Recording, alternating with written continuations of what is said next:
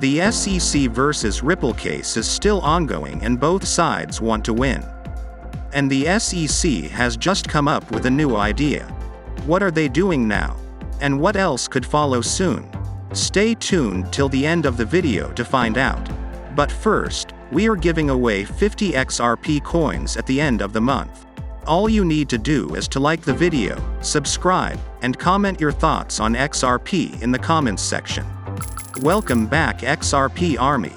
Let's grow the XRP Lab community by pressing the like button and subscribing to this channel to stay updated at all times. In order to conceal the names of the individuals testifying on behalf of the SEC in the pending litigation against Ripple, the SEC has asked the court to keep the testimony confidential. The SEC reveals the identities of several of the witnesses who testified in favor of its case against Ripple. The complaint that the SEC filed against Ripple more than 2 years ago, with the charge that the cryptocurrency business allegedly sold securities without having authorization, seems to be a story that will never end. It really does feel like a never-ending saga.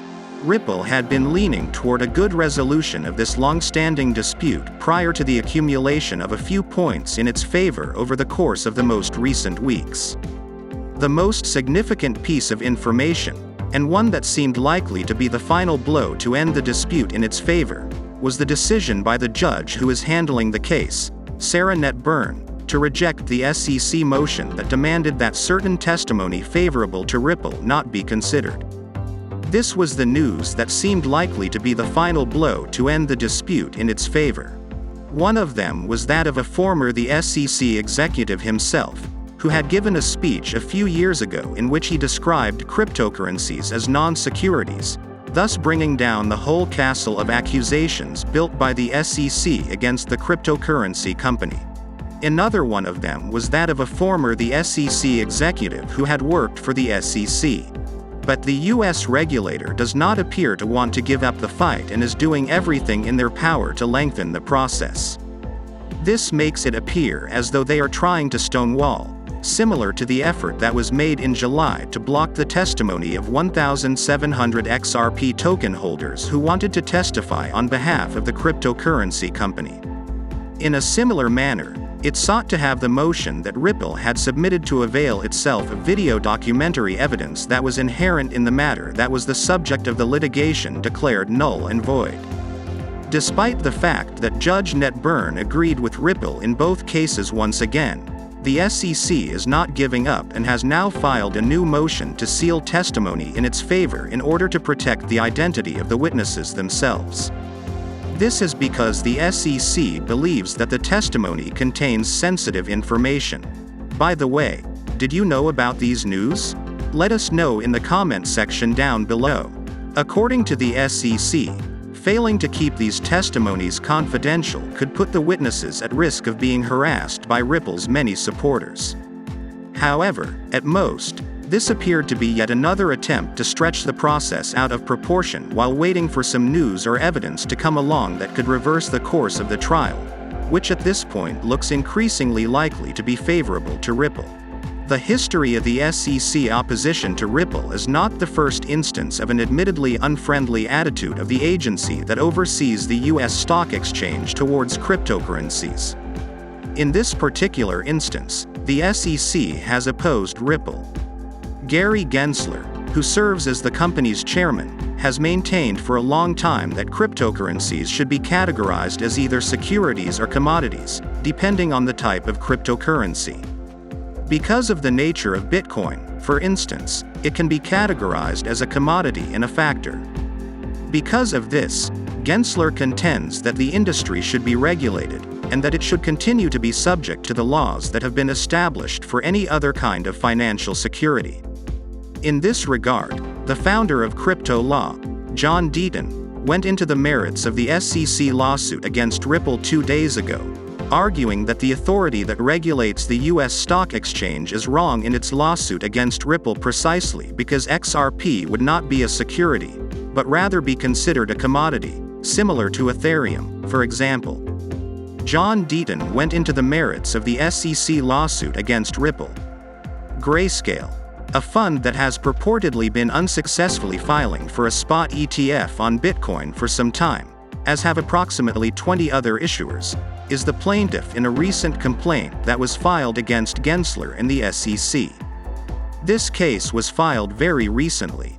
The Securities and Exchange Commission has decided not to approve these applications because it considers the kind of products being offered on an unregulated currency to carry an unacceptable level of risk for investors. On the other hand, the one between Gensler and the crypto world has the potential to develop into a full-fledged fight to the death. In August, a group of 12 investors spearheaded the creation of an online petition that demanded the immediate resignation of the chairman of the Securities and Exchange Commission. The petition received thousands of signatures in a couple of hours. The petition would also refer to a potential conflict of interest on the part of Gensler, who, according to the text of the petition once more, would have $100 million with certain financial firms that have for a long time been fighting their own personal battle against the cryptocurrency industry and its complete lack of regulation. The petition would also refer to a potential conflict of interest on the part of Gensler.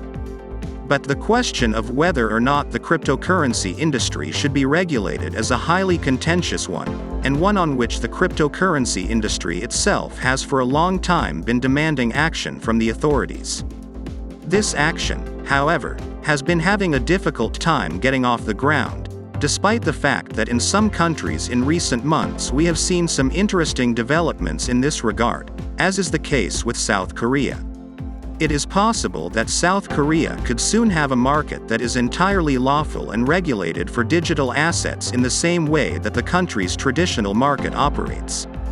Early in 2022, the administration of President Yoon Suk-yeol, who has been known for a long time as a supporter of cryptocurrencies, announced that it will strive to legalize security token sales and initial coin offerings. President Yoon has always been recognized as a promoter of cryptocurrencies, ICOs.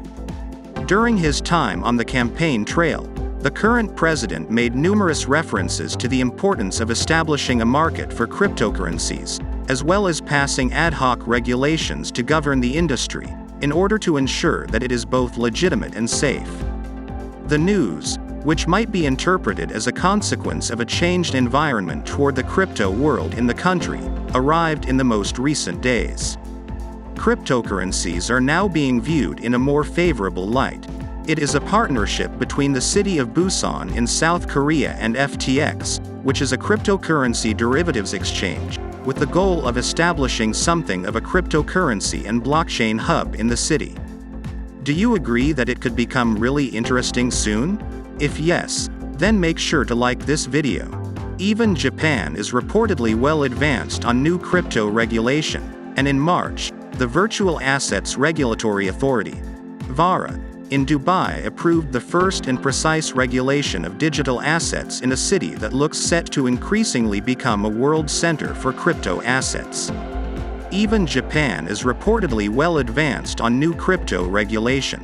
In July, the European Parliament also finally adopted MiCA, the new law for the digital assets market. Despite this, it is not anticipated that the regulation would become formally applicable until the year 2023.